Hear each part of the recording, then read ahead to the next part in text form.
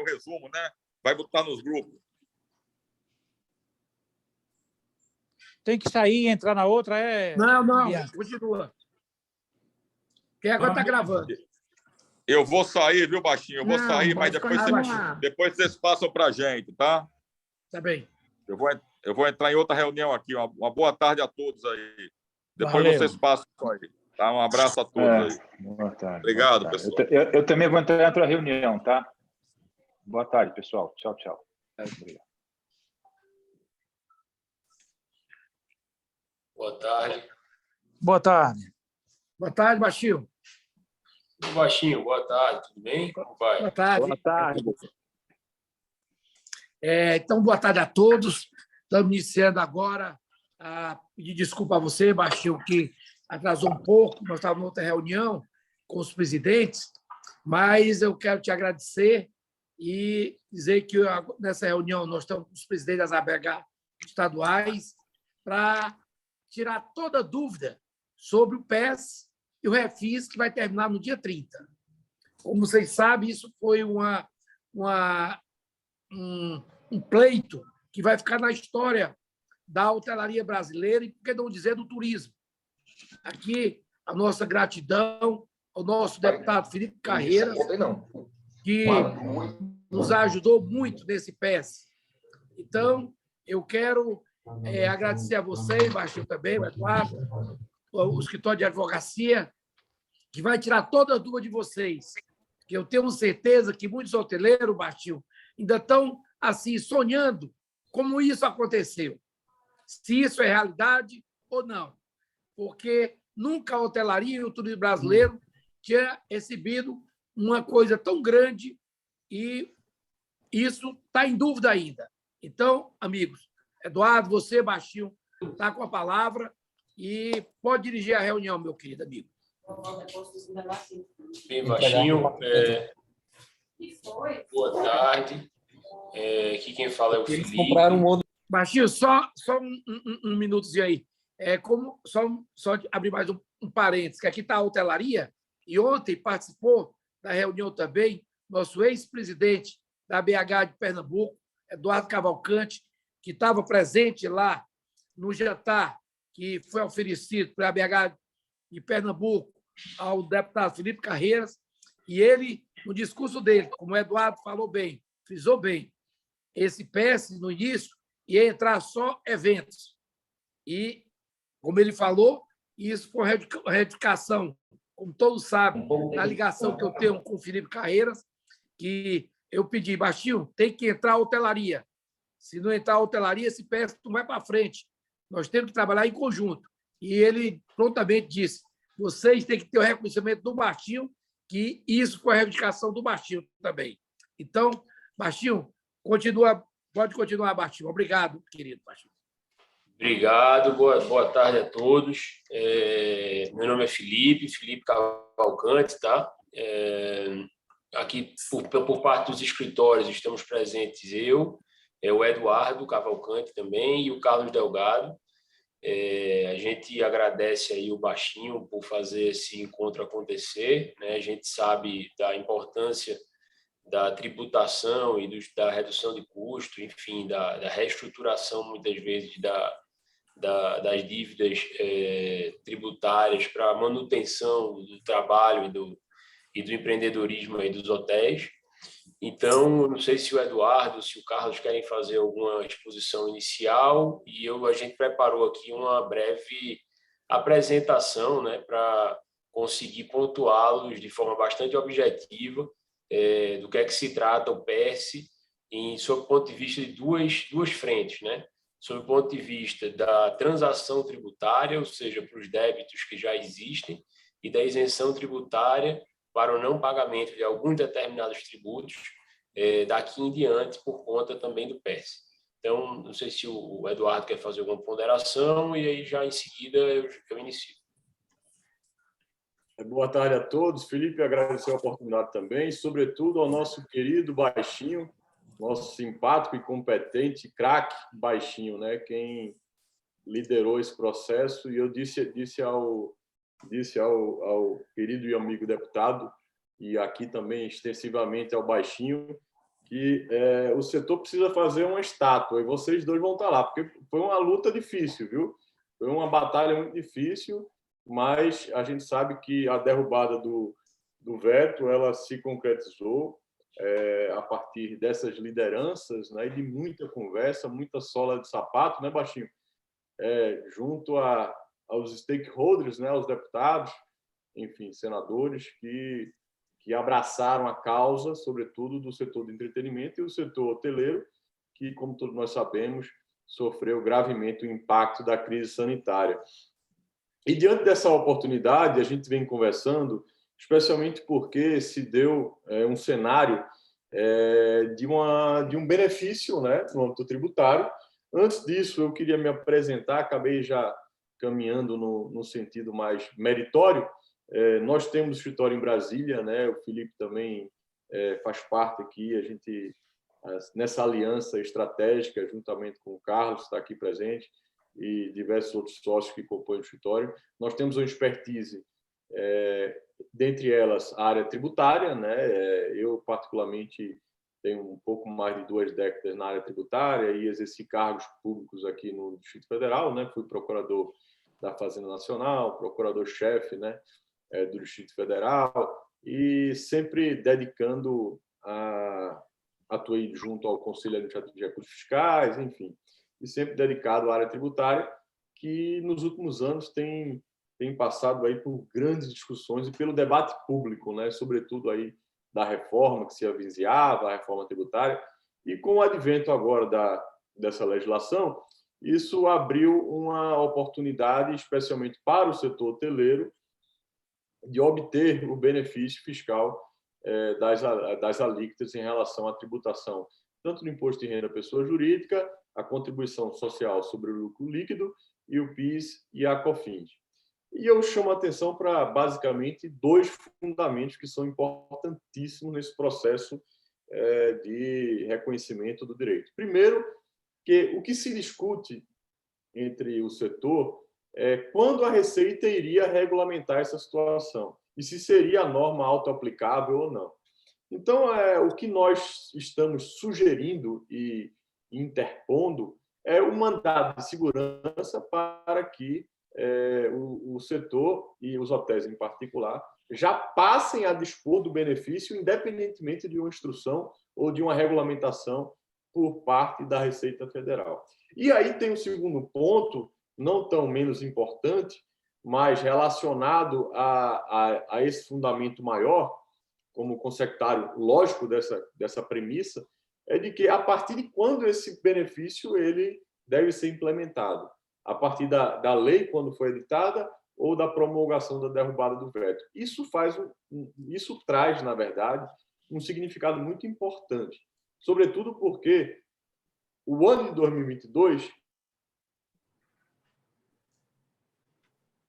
a taxa de ocupação em relação ao ano de 2021. Então, se a gente considera já os 60 meses a partir de determinado marco temporal, a gente pode estar diminuindo a repercussão econômica, o efeito econômico dessa pretensão a ser deduzida em juízo. Então, são essas as razões, viu, Felipe, que eu só queria participar nesse momento introdutório, mas me colocar aqui à disposição para a gente fazer um grande debate, viu, Baixinho, sobre o assunto.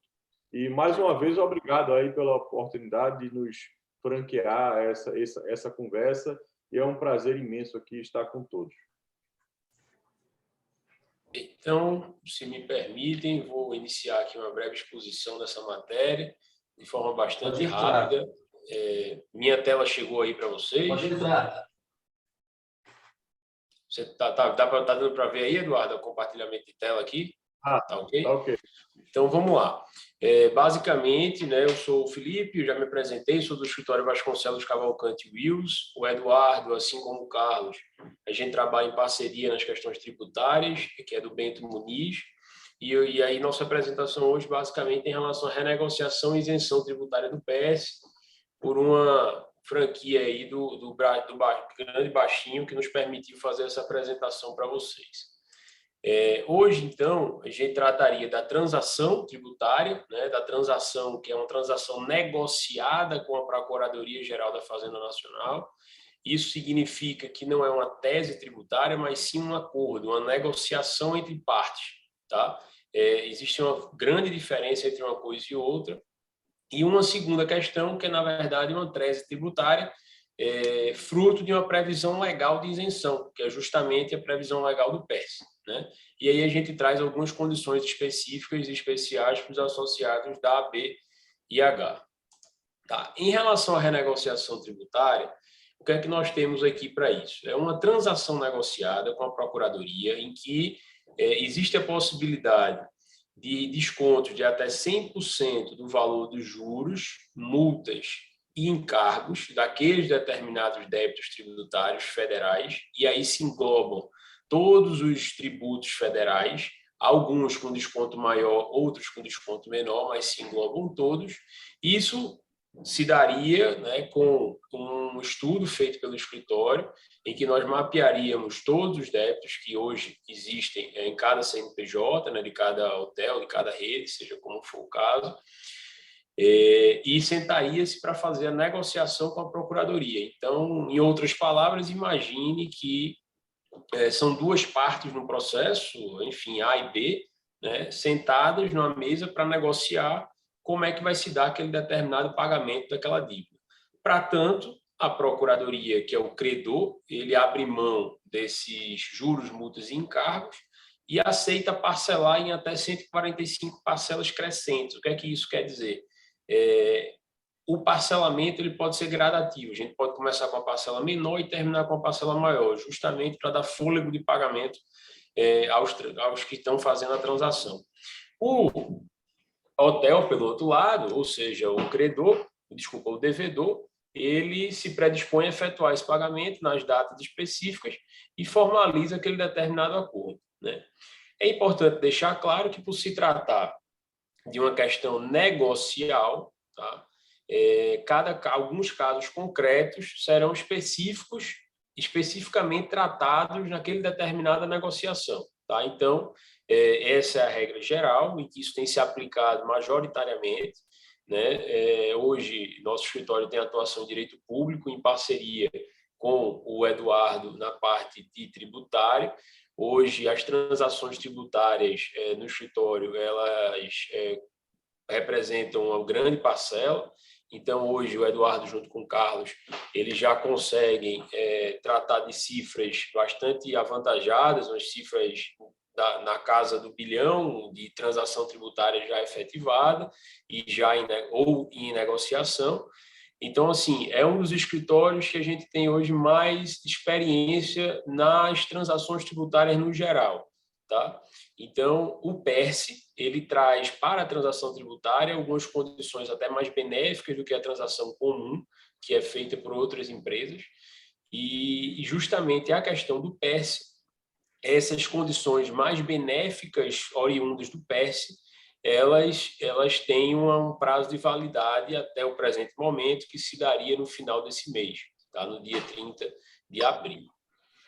Essa seria basicamente a renegociação tributária que a gente apresenta, e logicamente a gente também vai abrir para discutir um pouco no final, que vão surgir naturalmente dúvidas.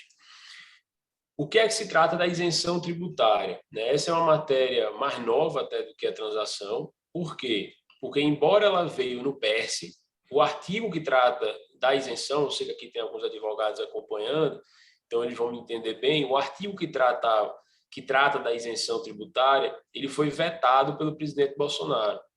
E aí, quando voltou para a Câmara derrubou o veto, que é justamente o artigo 4º.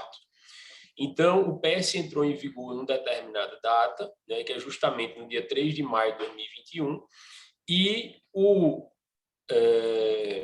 o artigo 4º, que trata da isenção, ele só veio vigorar agora nesse ano, há um mês atrás, ou seja, aproximadamente um ano depois efetivamente da lei. O que é que ocorre? O que é que diz o artigo 4º? A gente fez questão de trazer a disposição do artigo 4º para que vocês tivessem segurança do que a gente está tratando. O artigo 4º diz basicamente o seguinte, que ficam reduzidas a zero pelo prazo de 60 meses, contados do início da produção de efeitos desta lei, as alíquotas dos seguintes tributos incidentes sobre o resultado oferido pelas pessoas jurídicas de que trata o artigo 2º, que aí é o PIS, PASEP, COFINS, CSLL e RPJ. Tá? Então, esses tributos, esses 4 tributos que estão aí elencados, eles fariam parte dessa isenção tributária de, como reduz-se a 0%, a gente está tratando de isenção tributária pelo prazo de 60 meses. Aqui entra justamente o que o Eduardo estava abordando na origem, justamente para saber qual seria o marco temporal inicial, se é a partir lá de 2021 ou se é a partir de 2022. Que isso é que poderia trazer uma certa insegurança jurídica, né, para as empresas isentas. E aí o que a gente se predispõe, além de garantir essa segurança jurídica da isenção, também conseguir na justiça estabelecer qual seria, de fato, esse marco inicial. Lógico que em 2022 é muito mais benéfico por conta da ocupação, que está bem maior a partir de 2022 do que a partir de 2021. Pois bem, e aí a gente traz também esse artigo 2º, que é esse artigo que é referenciado pelo artigo 4º, em que ele fala expressamente que a hotelaria em geral, né, ele trata dessa forma, a hotelaria em geral, no inciso 2º, estaria amparado pelo PES, né? É importante essa atuação jurídica para que seja provocado o Poder Judiciário no objetivo de obtenção de segurança jurídica, que é a principal questão. Então, de fato, existe uma descrença ainda muito grande em relação ao PES, né? Será mesmo que o governo federal vai nos dar 5 anos de isenção tributária? E aí a gente oferece esse serviço jurídico, né? Justamente para que quem está auferindo esse benefício tenha essa segurança concedida, inclusive, pelo Poder Judiciário. Tá? Enfim, quais seriam os próximos passos para cada uma dessas tratativas? Se a gente trata de renegociação tributária, que é o primeiro cenário, até o presente momento, como eu disse, os benefícios eles se encerram no dia 29/4 de 2022. Tá? Ou seja, seria importante correr para que conseguisse pegar esses benefícios ainda melhores que o PES traz. Precisaria-se de uma procuração na Receita Federal para avaliação e mapeamento dos débitos. Daí em diante, vai ser construído o rating para negociação com a Procuradoria, ou seja, o escritório vai fazer a apuração de todos esses débitos, fazer um mapeamento e classificá-los, porque cada um tem um fator de desconto que é permitido. Vai haver uma negociação e uma celebração da transação, ou seja, vamos sentar na mesa justamente com a Procuradoria para ajustar esse débito, negociar e fazer efetivamente, assinar o papel da transação, e início do pagamento, né? E aí já com o início do pagamento, e em alguns casos até com o início da negociação, já é permitida a emissão das certidões negativas de débito. Né? Que a gente sabe que essa certidão negativa de débito, a cada dia mais, se torna mais importante para os empresários e para os hotéis, sobretudo considerando que o governo federal ele tem evoluído para um parâmetro de contratação direta, as empresas públicas e todos os gestores de recursos públicos, todas as empresas privadas também, têm evoluído para a contratação direta de fornecedor. E hotel não é diferente. Então, essas contratações demandariam, logicamente, certidões negativas de débito, e essas certidões negativas de débito elas podem ser obtidas com essa transação sendo efetivada. Em relação à isenção tributária, né, a matéria em questão seria justamente o início do gozo do benefício, quando é que seria essa data.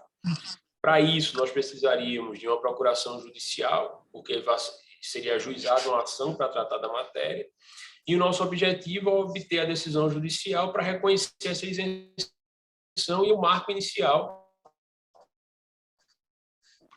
a partir de quando o benefício ele passa a valer. E o resultado final seria o gozo do benefício da isenção tributária. Bem, todo esse trabalho jurídico, naturalmente, o seu trabalho tributário, a gente trabalha com ele no êxito, né, justamente para dar essa garantia e dar essa segurança a quem nos contrata. E, basicamente, esse seria todo o cenário que a gente montou e que a gente estruturou, esse produto, esses 2 produtos, na verdade, apresentados pelo nosso escritório. E aí, mais uma vez, aí, eu acho que dá para a gente abrir para alguns questionamentos. Eu agradeço a vocês essa atenção pela exposição, ainda que breve, bastante sucinta.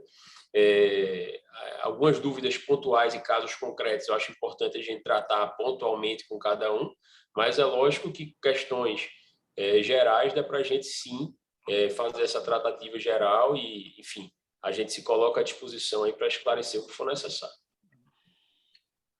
Só complementar aqui, Felipe, sou o Carlos Delgado, né, daqui da Beto Muniz.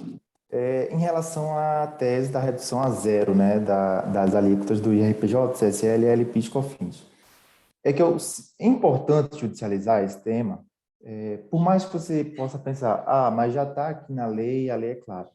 Primeiro ponto, só tem esse benefício se o CNPJ estiver enquadrado no CNAE previsto em portaria do Ministério da Economia. Então, antes de qualquer coisa, é preciso fazer essa análise para ver se o hotel, se a pousada, se o resort está enquadrada dentre os beneficiários diretos da isenção, né, da redução a zero da lei.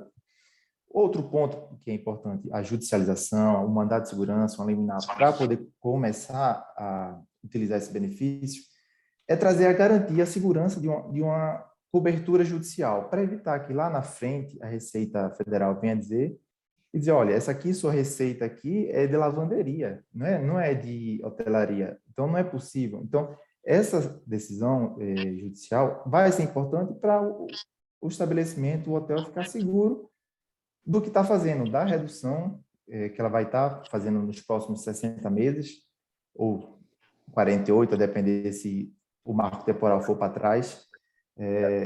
Então, faz por garantia para o melhor desempenho da contabilidade da empresa, da gestão, ter esse amparato judicial para evitar risco futuro com a Receita Federal, certo? E também evitar que esteja se beneficiando quando o seu CNAE, quando o estabelecimento não foi contemplado no rol da portaria do Ministério da Economia. Bom, mas é basicamente isso que eu queria complementar. Abro aí a caixinha de perguntas para quem quiser tirar qualquer tipo de dúvida. Baixinho, mais uma vez, muito obrigado, viu, pelo espaço. Baixinho. Obrigado, Baixinho. Boa tarde, quem fala é Rodrigo Pinto, aqui da Paraíba. E eu pude observar... Então, eu pude observar aí que a renegociação de débitos tem um prazo, né? Dia 29/4, que é um dos assuntos tratados. Perfeito. Com relação à isenção tributária, vocês aconselham só parar de pagar o imposto depois da decisão judicial ou fazer um fundo de reserva ou solicitar um mandado de segurança para que a gente possa depositar em juízo? Está um pouco confuso se a gente tem que esperar a decisão ou deixa de pagar e busca a decisão. Porque fica um lapso temporal que a gente não sabe quando a decisão vai sair, né? Certo. Não, a gente recomenda parar o pagamento somente após uma decisão liminar, certo? Porque aí vocês ficam cobertados, ficam seguros, ficam certos de que o que vocês estão fazendo está certo. Além disso, respondendo até uma pergunta que mandaram aqui no chat, que é importante verificar se o CNAE do hotel está enquadrado, porque pode acontecer e vai acontecer, tenho certeza, com vários estabelecimentos, que vão deixar de parar, só que não estão contemplados pelo benefício. Então, é importante ter esse cuidado. A gente sabe, com a Receita Federal, todo cuidado é pouco. Então, é importante, a gente recomenda só começar a parar com o pagamento com a decisão liminar. E aí, no caso, se fosse decidida a decisão liminar para trás, iam tentar buscar esses anos que foram pagos, né? No caso, desde maio de 2021. Isso, exatamente. Ainda tem aí a questão, como você bem disse, a questão do faturamento acessório, né? Se vai entrar o ponto de alimentos e bebidas, se vai entrar lavanderia, se vai entrar, ou a gente vai exclusivamente tirar da hospedagem e eventos. Aí isso é dúvida também. Pois é, por isso que é interessante a judicialização, porque o que é que a gente vai fazer no mandado de segurança? A gente vai pedir para que todas as receitas referentes à hotelaria, ainda que acessória, sejam beneficiadas, porque essa é a intenção da lei. A lei, quando quis trazer esse benefício, foi trazer o benefício amplo. Então, mais um ponto que faz a necessidade da judicialização. Porque, se não fizer, não tenho dúvida nenhuma, quando for daqui a 5 anos, a Receita vai dizer, opa, peraí, esse serviço aqui é acessório, isso aqui não é hotelaria, isso aqui não é o que a lei quis dizer. Então, é importante ter esse cuidado, sim. Só outra dúvida. No segundo item da isenção tributária, a gente não tem prazo até o dia 30 do 4, não, porque um hoteleiro aqui em João Pessoa disse que a gente teria que se cadastrar em algum procedimento administrativo para ter validade sobre isso. Não, na verdade, não. A lei... Não é, desculpa interromper, não é no cadastro. Acho que tem que ter a inscrição do cadastro para poder se habilitar a ter o benefício. Bom, não é isso? É o seguinte... É isso, tem que ter um cadastro. É o seguinte, senhor José. Existe, na portaria aqui do Ministério da Economia, que regulamentou a lei do PES, ela trouxe dois tipos de anexos. Quem está no anexo 1, ela não precisa de nenhum pré-requisito, não precisa de nenhuma regulamentação, não precisa de nenhum cadastro no cadastro. Agora, o estabelecimento que tem o KNAI, que está no anexo 2, por isso que é importante verificar, aí precisa ter o cadastro no cadastro quando da edição da lei, quando da promulgação da lei. Então, tem que ser analisado caso a caso, estabelecimento a estabelecimento. E aí, essa matéria, Carlos, só fazendo um parênteses, é justamente essa questão do cadastro, porque um dos beneficiários da lei, lá no inciso 4º, são empresas relacionadas ao turismo. Então, justamente um dos incisos do artigo que trata do PES, tá? Só que a hotelaria, ela já está em outro inciso, que é o inciso 2, e aí ela já entra diretamente, no caso é a hotelaria em geral. Tá? Então, para algumas empresas do turismo, sim, como o Carlos está dizendo, é necessário alguns cadastros prévios. Porém, no caso da hotelaria, como ela está expressamente consignada na lei, e ela está com o KNAI no anexo 1 da portaria da resolução da Receita, ela não precisaria do cadastro precisamente. Exatamente. Ok. Perfeito. Bom, e quanto à tese, né, ela não tem um prazo pré-determinado. Diferente da transação, né, que é a negociação dos débitos, que vai até o dia 29.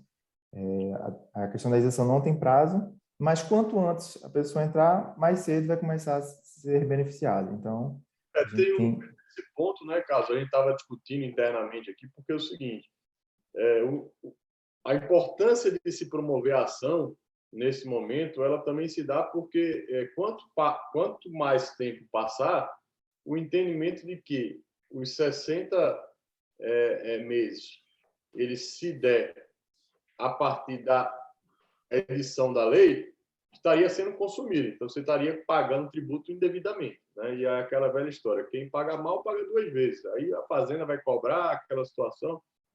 Então, a proteção judicial é importante porque já deixaria de pagar e a gente pleitearia o efeito prospectivo desse benefício que está na lei. Né? Eu gostaria de ter um entendimento com relação ao regime tributário. Certo? Quem está apto a ter esse benefício? O Simples entra nesse benefício? Quem está na empresa do Simples? Veja só, nesse caso do Simples, a lei não mencionou. Então, existe uma dúvida se realmente haveria a possibilidade. Porque, como a gente sabe, no Simples Nacional, há unificação de pagamento dos tributos. Então, é importante nessa situação, e se justifica mais ainda o mandado de segurança, porque no Simples o regime é unificado de recolhimento dos tributos, que paga-se os tributos federais, estaduais e municipais. Então, a importância do mandado de segurança seria também para conferir o direito, porque não faria sentido a lei prever para um regime que seria distinto para o menor, né? Ou seja, aquele que está sujeito a uma tributação ou um faturamento menor. Não faria sentido. Estaria tratando de forma desigual, né, o setor. Então, a gente entende que sim, mas se justificaria a partir de uma decisão via mandado de segurança. Quer dizer, não está claro, né? Não está claro, não ficou claro essa questão. Não ficou claro. Doutor Eduardo, eu até levantei no chat aí justamente essa questão aí que o nosso amigo perguntou com relação ao Simples, né? Manuel Lisboa. Meu amigo Manuel Lisboa. Como é que tá, Manuel? Tudo bem? Estava com uma Tudo câmera bem, Sanfoneiro. Sanfoneiro. Sanfoneiro, caba da pé.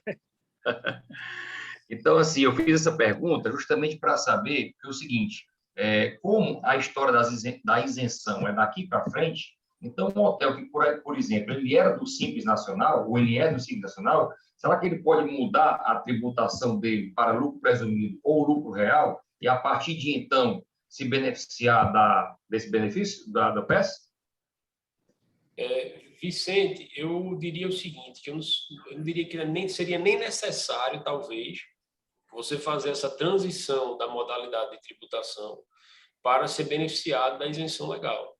Tá? É justamente o que o Eduardo tenta trazer, que a nossa proposta de ser feito um mandado de segurança para tratar da matéria é justamente para a gente contemplar essas questões específicas que são, na verdade, que vão acabar afetando muitas pessoas, né? Porque vários hotéis são do Simples Nacional, que a lei ela não trata expressamente. Então, o que a lei trata é que existe a isenção daqueles determinados tributos. A gente sabe que no Simples é pago um boleto só, então aquele tributo é consolidado com todo tipo de outro tributo, tanto estadual como municipal.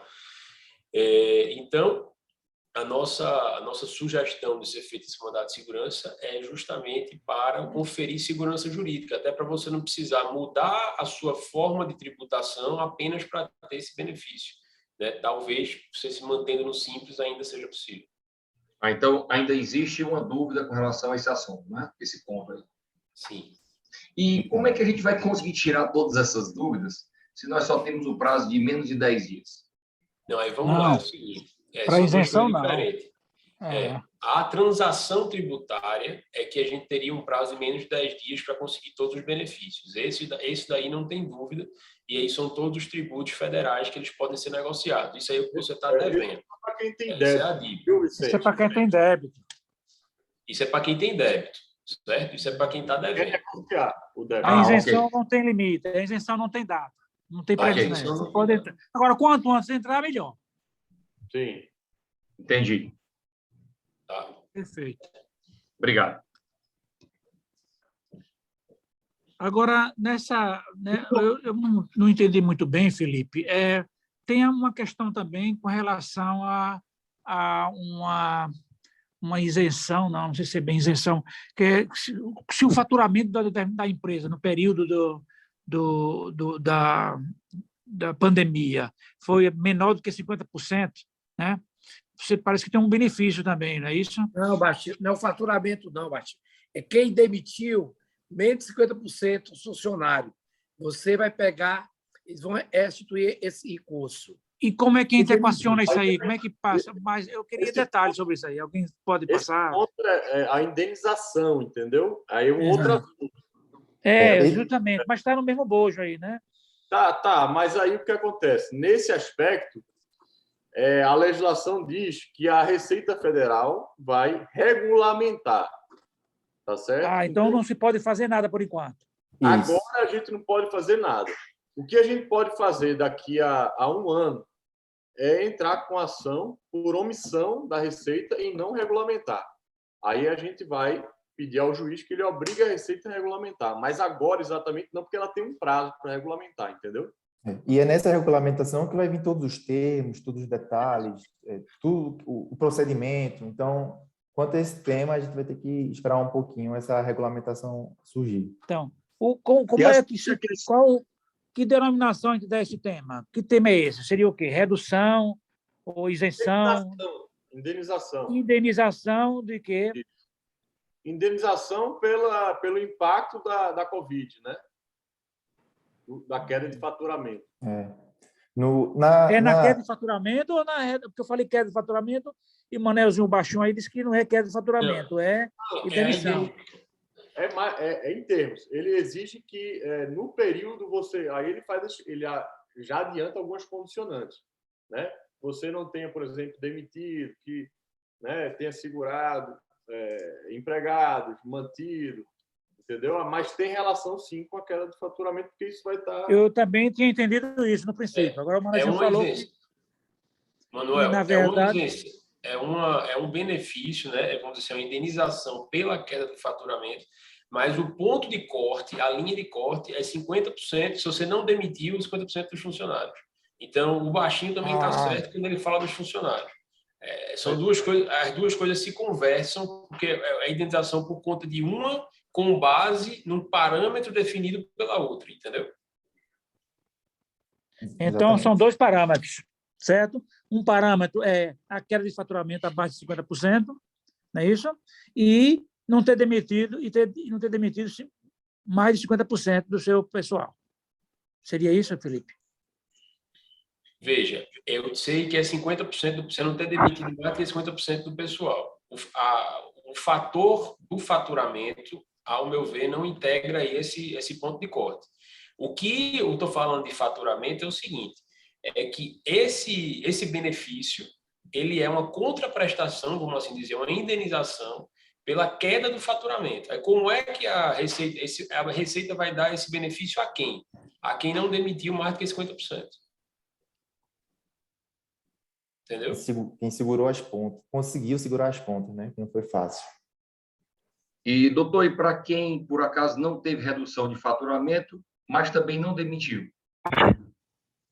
Aí, provavelmente, não vai ser beneficiado dessa indenização.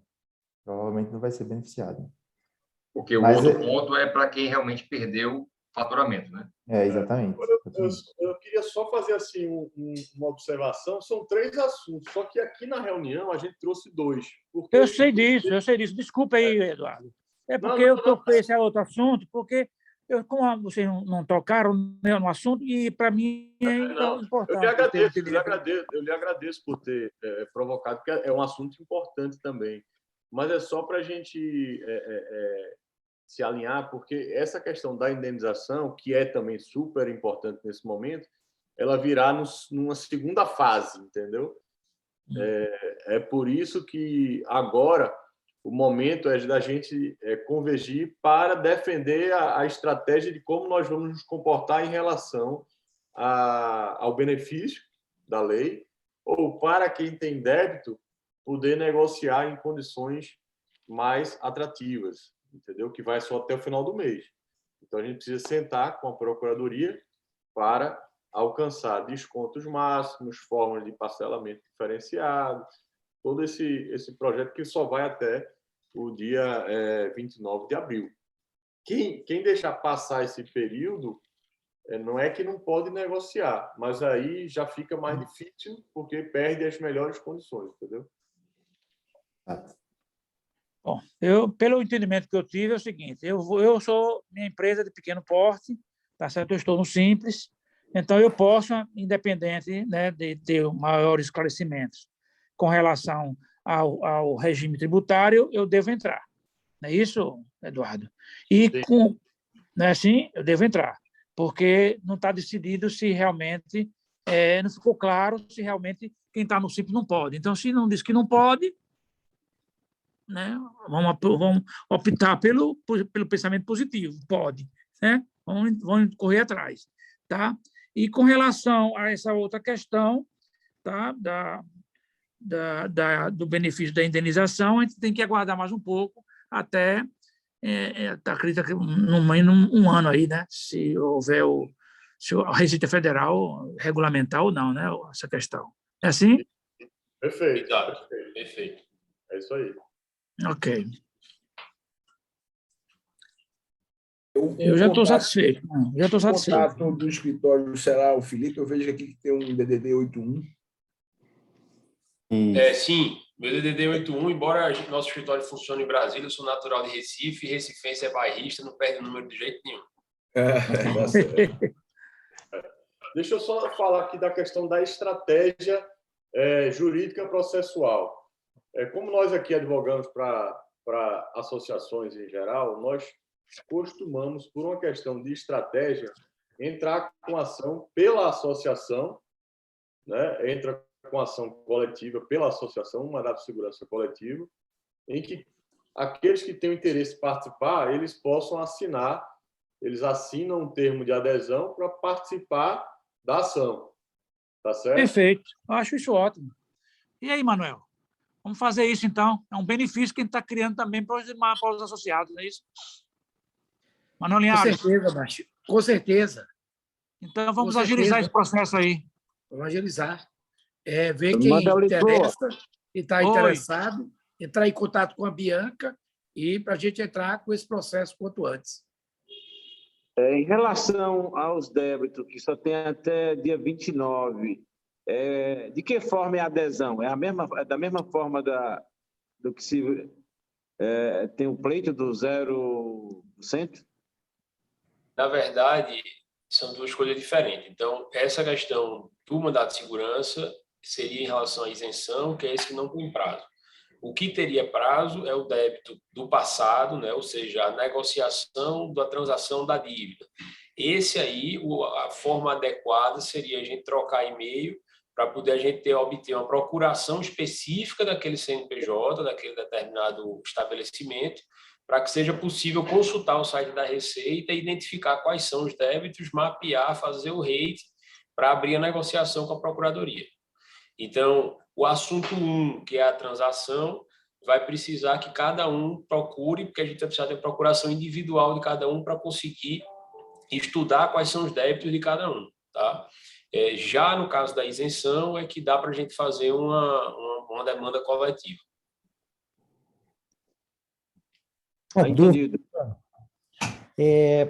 Para aqueles hotéis que ainda não tomaram a decisão se vão em frente com a questão da isenção, e a gente já está chegando na data do pagamento das guias correspondente aos impostos que estão sendo suprimidos aí pelo PES, se não houver uma adesão nesse momento, aqueles que, porventura, pagarem agora, ficam com crédito e posteriormente poderão recuperar.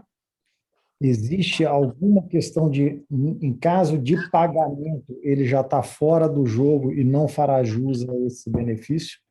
Como é que é o entendimento jurídico? Veja só, Henrique. Nesse caso, quem pagar pode ter um prejuízo de não conseguir recuperar esse período que já foi pago, porque o efeito da lei é sempre para frente, prospectivo. Então, a nossa recomendação é entrar com a ação logo, porque a gente já consegue uma decisão liminar e aí fica todo mundo protegido. Agora, se você vier pagando, o mandato de segurança não permite que você faça o que se diz no âmbito jurídico, repetição do indébito, ou seja, recupere aquele valor indevidamente pago. O mandato de segurança não pode. Então, é por isso que é aconselhável nós já entrarmos, porque aí a gente já acoberta esse período a partir do ajuizamento da ação, entendeu? Da data que a gente fizer o protocolo, a distribuição, todos aqueles que fazem parte do processo vão estar preservados na decisão. Obrigado, doutor. Obrigado.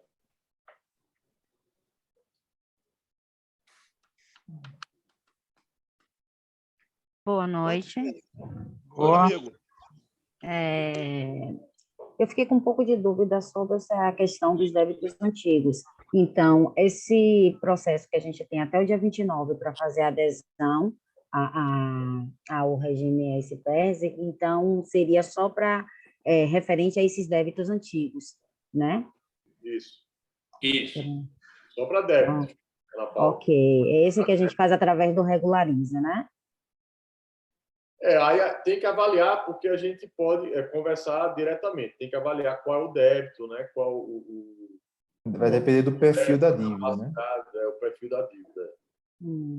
Ok. Só para quem tem dívida, então. Só para quem tem dívida. É isso? Isso. Para quem tem dívida, é que o prazo Quem está em dia tem que entrar na justiça. Até como você falou, a validade é de 60 meses. Sim, tem que ter uma liminar e o prazo é de 60 meses. Agora, se a regulamentação saiu lá para trás, que foi digamos, acho que já tem um ano, né, esse benefício, se consegue entrar na justiça para rever os meses passados, existe possibilidade? A discussão, José, é justamente essa, porque, na verdade, embora a lei e o PS como um todo tenha entrado em vigor no ano passado, esse artigo específico da isenção ele só entrou em vigor esse ano. Então, uma das discussões que vão ser travadas no mandato de segurança é justamente a partir de quando que se dá esse benefício. Se são 60 meses a partir de 2022 ou 60 meses a partir de 2021. E aí é justamente o que o Eduardo abordou na origem, logo na introdução, e aí eu reforço, que, logicamente, assim, pelo menos ao nosso ver, se o benefício for 60 meses a partir de 2022, ou seja, a partir desse ano, ele acaba sendo maior, porque, naturalmente, a ocupação dos hotéis no ano passado não foi tão grande como nesse ano vai ser, e daqui por diante provavelmente vai ser retomado. Tá? Então, esse é o cenário. Não sei se eu respondi a tua pergunta, mas seria basicamente isso. Ok, obrigado. Doutor, aí nesse caso, a gente esbarra um pouco na pergunta que eu fiz. Se existe essa discussão jurídica de a partir de quando vigora os termos do PES, a partir da lei ou da criação da lei ou da sua publicação agora, para quem pagou no passado, em 2021, ficaria um crédito para frente ou realmente perdeu? Porque aí também não tem discussão jurídica, né? Na verdade, a gente só vai antecipar ou postergar esse período de 5 anos previstos aí para... Vai lá, Eduardo. É porque, assim, é uma questão mais técnica, mas sua pergunta é muito importante, Henrique. Quando a gente faz o pedido no mandato de segurança, ele é chamado cumulativo subsidiário. Ou seja, o que é que eu quero dizer com isso? Eu vou pedir que o efeito seja 60 meses a partir da lei, tá certo? Da promulgação da lei que derrubou o veto. Ou, subsidiariamente, se assim não entender o juiz, que seja a partir da edição da lei. E aí, com a possibilidade de levantar esse valor e compensar com débitos subsequentes e futuros, entendeu? Então, são pedidos alternativos que a gente faz ao juiz. Você entender que esse é o principal, se não entender assim, entende assim. É a opção que a gente dá, entendeu? Para poder não ter prejuízo. Em nenhuma hipótese o hotel ter prejuízo, entendeu? Eu vou fazer aqui, trabalhar no ambiente da conjectura para ilustrar novamente aqui o que o Eduardo falou. Vamos supor que a gente entra com mandato de segurança e o juiz diz assim, a partir de agora, né, de março de 2022. Perfeito. De março de 2022 para frente, não paga, certo? E aí são 60 meses de não pagamento. Vamos supor que o juiz diga, não é da agora de março de 2022, na verdade é de março de 2021. O que é que vai se existir? Vai se existir um não pagamento a partir de agora, porque, ou seja, se a partir de março de 2021 agora está dentro desse escopo de 60 meses, né? Então, a partir de agora, para-se de pagar, mas existe um crédito para trás, que é isso que você pergunta. Esse crédito aí vai ter que ser discutido caso a caso em cada um dos hotéis, justamente para tentar reaver esse valor que já foi pago. Por isso que a gente sugere essa intervenção judicial, justamente para conseguir que esse benefício seja daqui para frente.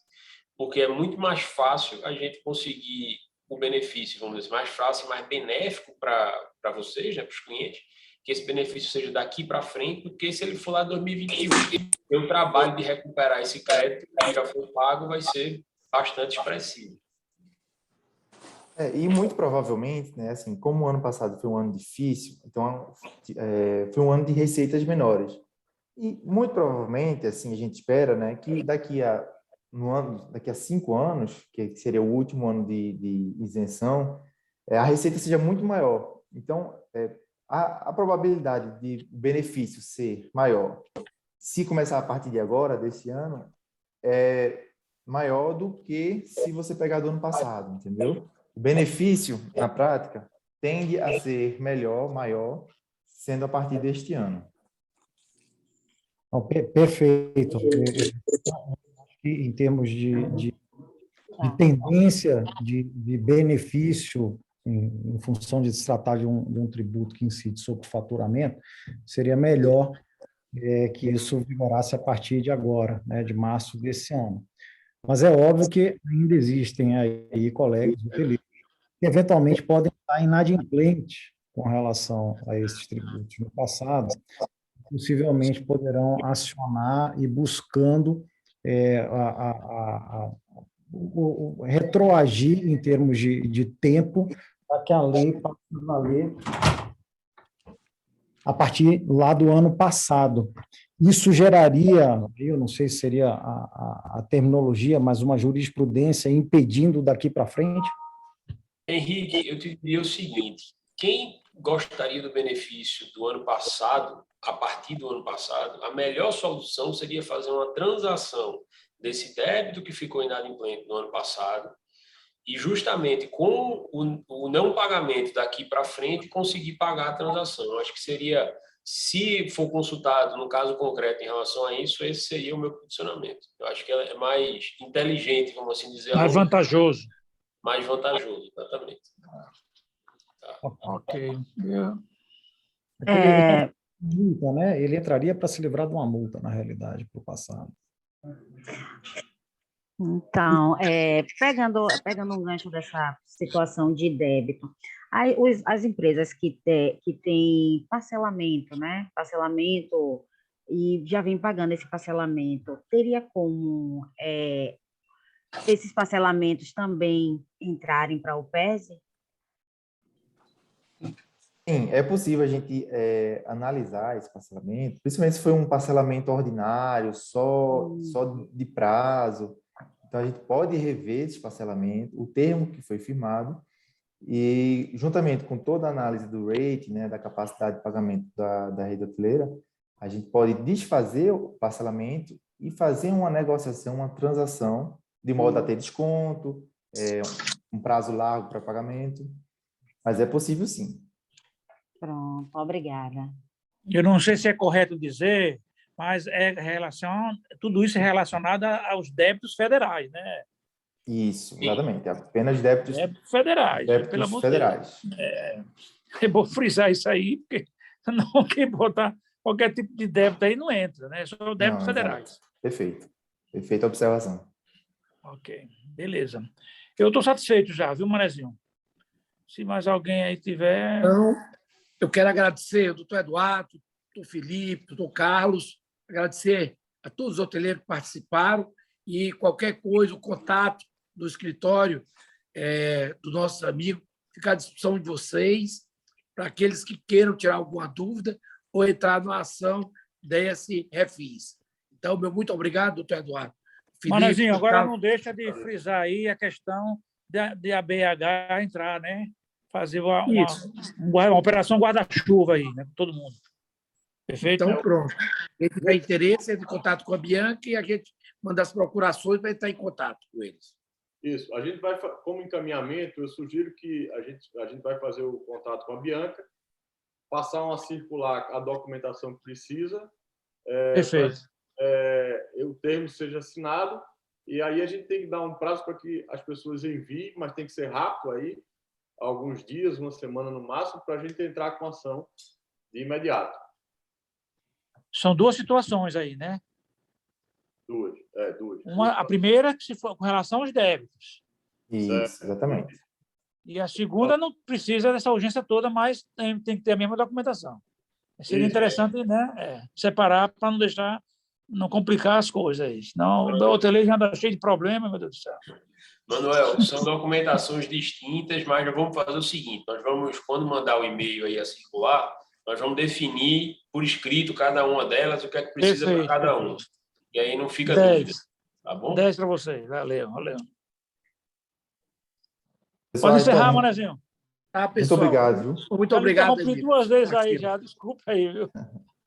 Obrigado. Obrigado, Bastinho. Um abraço. Obrigado, Bastinho. Uma ótima Valeu, semana. um abraço a todos aí. Baixinho, parabéns pela condução aí, obrigado pela oportunidade de apresentar aqui a matéria e nós ficamos à disposição de todo o setor.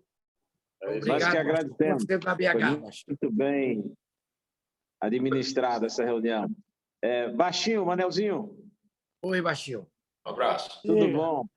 Olha, eu estou aqui no Hotel Premier, onde o proprietário Alexandre Brandão estava afastado, mas depois dele ver suas ações em defesa da classe, incansavelmente, ele voltou para BH, eu agora na presidência, estamos animados. E seu sonho, não deixe de sonhar, não, que você tem feito muita coisa pela gente. Obrigado. O Alexandre, valeu. Um grande abraço, Baixinho. Um abraço, Baixinho. Um abraço. Fica com Deus, Baixinho. Tchau. Um abraço. Um abraço, pessoal. Um abraço a todos. Um abraço. Um abraço.